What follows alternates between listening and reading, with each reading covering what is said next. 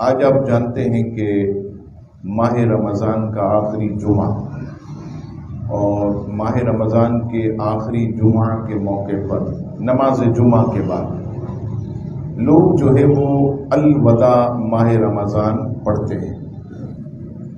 آج ہم نے اپنی مسجد میں الوداع ماہ رمضان نہیں پڑھی۔ کچھ لوگوں نے سوال کیا کہ کیا وجہ؟ تو میں عرض کروں کہ یہ جو الوداع ماہ رمضان ہے، یہ ماہ رمضان کی رخصت پر، اس ماہ مقدس کی رخصت پر یہ پڑھنا یہ بزرگوں کا طریقہ۔ اور یہ بھی یاد رکھیے گا کہ کسی بھی چیز کے جب آنے کی خوشی ہوتی، کسی بھی چیز کے جب آنے کی خوشی ہوتی ہے تو اس کے جانے کا غم بھی ہوتا ہے۔ ظاہر سی بات ہے، جب ہمارے پاس کوئی مہمان آئے گا اور مہمان آئے گا گھر میں تو ہم بڑے خوش ہوتے ہیں کہ واقعی مہمان آئے، لیکن جب وہ جاتا تو ہمیں جو ہے بڑی تکلیف ہوتی ہے، ہم دکھی ہوتے ہیں۔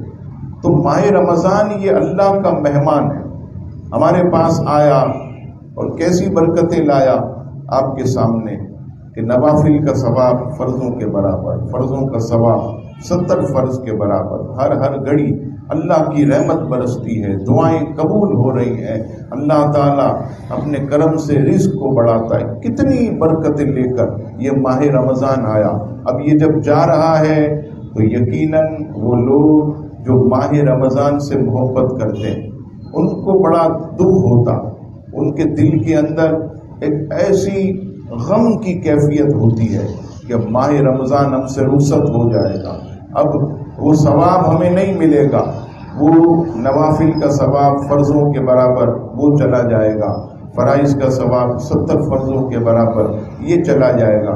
تو ایک غم سی کیفیت ہوتی ہے، لیکن یہ غم کا اظہار یہ 2-3 دن پہلے کیا جائے۔ آج آپ جانتے ہیں 25واں روزہ، اور ابھی بھی انشاءاللہ 5 دن پورے باقی۔ ابھی سے اگر الوداع پڑھیں گے تو لوگوں کے اوپر اس کا تاثر اچھا نہیں جاتا۔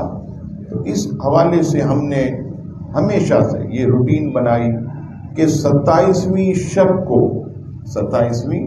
شب کو ہم الحمدللہ ہماری مسجد میں الوداع پڑھتے، اور میں نے پورے حوالوں کے ساتھ یہ پورا ایک بیان بھی کیا کہ امام ابن جوزی رحمۃ اللہ انہوں نے باقاعدہ پوری الوداع لکھی۔ کئی بزرگوں نے پوری الوداعی انہوں نے نظمیں لکھی ہیں ماہ رمضان کی رخصتی پر۔ تو الوداع پڑھنا یہ ناجائز نہیں، الوداع پڑھنا اس میں کوئی برائی نہیں، لیکن کب پڑھی جائے؟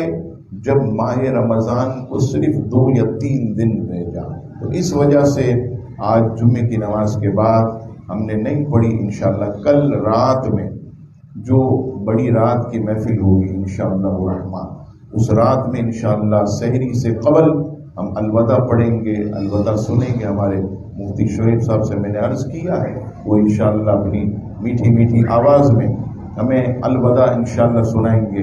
صحت عافیت اللہ ان کو عطا کرے تو انشاءاللہ خیر ہو جائے گی، اور ماہ رمضان کو رو کر الوداع کریں گے انشاءاللہ، اس امید پر کہ حضور علیہ السلام فرماتے ہیں کہ قرآن بھی شفاعت کرے گا اور رمضان بھی شفاعت کرے گا۔ تو کیا معلوم آج ہم اس ماہ مقدس سے محبت کریں، اور محبت کرتے کرتے ہماری زندگی گزر جائے، قیامت کے دن ماہ رمضان اسی محبت کی وجہ سے ہماری شفاعت کر کے ہمیں جنت میں اپنے ساتھ